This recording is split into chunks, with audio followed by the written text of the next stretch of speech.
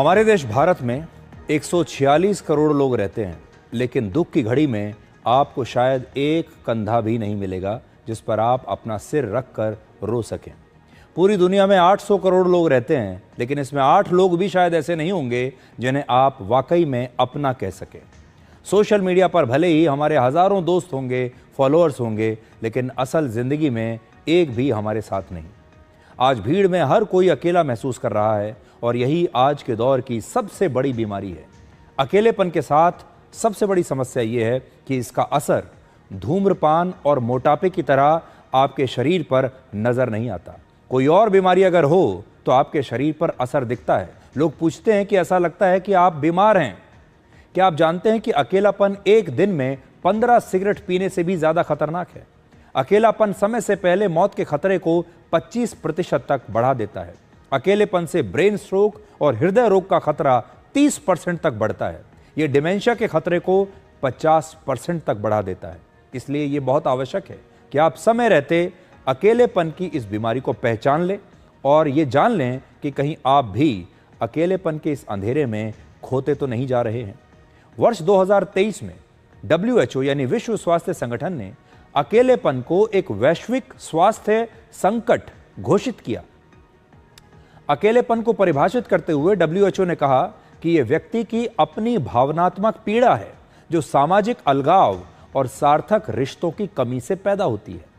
आज अकेलापन दुनिया भर में एक गंभीर बीमारी का रूप ले चुका है। जापान और दक्षिण कोरिया जैसे देशों में लोग इस कदर अकेले हो चुके हैं कि अगर उनकी मृत्यु भी हो जाए तो कई कई दिनों तक बाहरी दुनिया को उनकी मौत के बारे में पता नहीं चलता।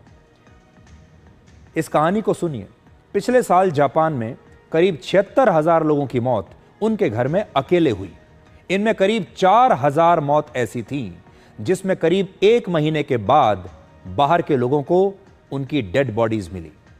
जापान में अकेलेपन को दूर करने के लिए ज्यादा उम्र के लोग कई बार जानबूझकर अपराध करने के लिए भी तैयार हो जाते हैं, जिससे कि उन्हें सजा मिले और सजा के बाद वो जेल में दूसरे लोगों से मिलकर कुछ बातचीत कर सकें, उनका मन लग जाए।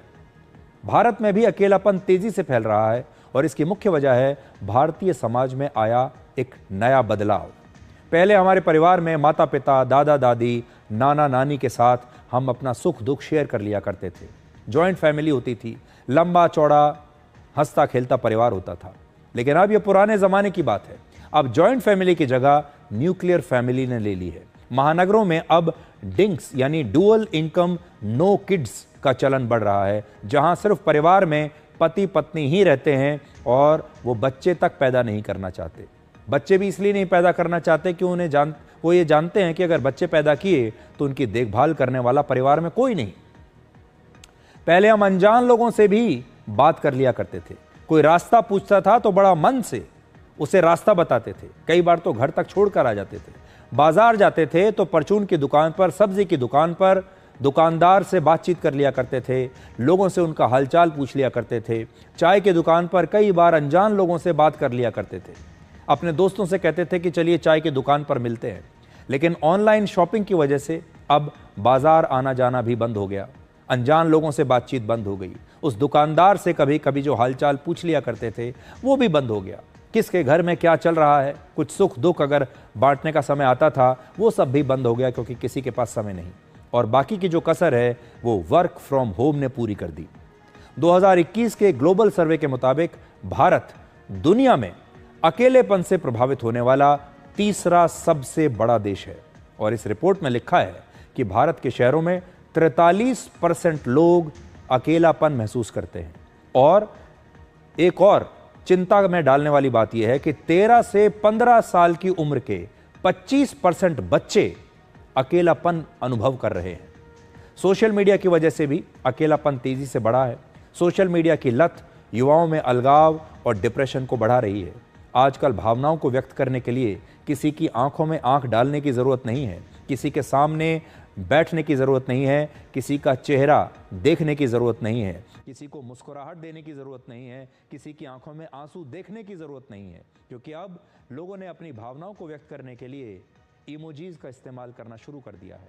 आजकल सारे रिश्ते, सारी भावनाएं सिर्फ इमोजी के जरिए हम बता देते हैं। खुश हैं तो खुशी की इमोजी भेज देते हैं, और अगर दुखी हैं तो रोने वाली इमोजी भेज देते हैं। कभी कभी तो कितना समय हो जाता है जब हम अपने दोस्तों का चेहरा नहीं देख पाते। अकेलेपन की बीमारी को लेकर अलग अलग देशों में अब नई नई पहल की जा रही है। जैसे दक्षिण कोरिया में बुजुर्गों के लिए हैप्पी कैब्स चलाई जा रही हैं। ये एक कैब सर्विस है जिसमें बुजुर्ग नए नए लोगों के साथ बैठकर इस कैब में उनके साथ घूमने जा सकते हैं, थोड़ी मौज मस्ती कर सकते हैं। इस दौरान वो नए लोगों से मिल सकते हैं, उनसे बातचीत कर सकते हैं, उनका अकेलापन दूर हो सकता है। इस प्रकार की नई कैब्स चलाई जा रही हैं। ब्रिटेन ने तो वर्ष 2018 में ही पहली बार लोनलीनेस मिनिस्टर की नियुक्ति की थी। एक अलग मंत्रालय, एक अलग मंत्री जो सिर्फ ये देखेगा कि हमारे देश में लोग अकेलापन तो नहीं महसूस कर रहे। अकेलेपन की बातचीत करके हम आपको डराना नहीं चाहते, बल्कि आपको जगाना चाहते हैं। हम बचपन से लेकर बड़े होने तक हमें सिर्फ ये सिखाया जाता है कि सफलता ही खुशी का सबसे बड़ा पैमाना है और जीवन में हर कीमत पर सफल होना सबसे ज़रूरी है। जो सफल है वो खुश है। लेकिन हमें इस दौरान रिश्तों की अहमियत नहीं सिखाई जाती। सिर्फ ये कहा जाता है कि सफलता की अंधी दौड़ में दौड़ते जाइए, और ज़्यादातर लोग सफलता के रास्ते में रिश्तों को पीछे छोड़ देते हैं। अगर आप भी ज़िंदगी के सफल होने की इस रेस में दौड़ते दौड़ते अपने दोस्त और अपने परिवार को पीछे छोड़ते जा रहे हैं, तो हमेशा याद रखिए, सफलता की चोटी पर पहुंचकर आपको सिर्फ अकेलापन ही मिलेगा। और जब वहाँ से ढलान शुरू होगी, तब आपको सबसे ज़्यादा इन्हीं लोगों की आवश्यकता पड़ेगी जिन्हें आप पीछे छोड़ आए हैं।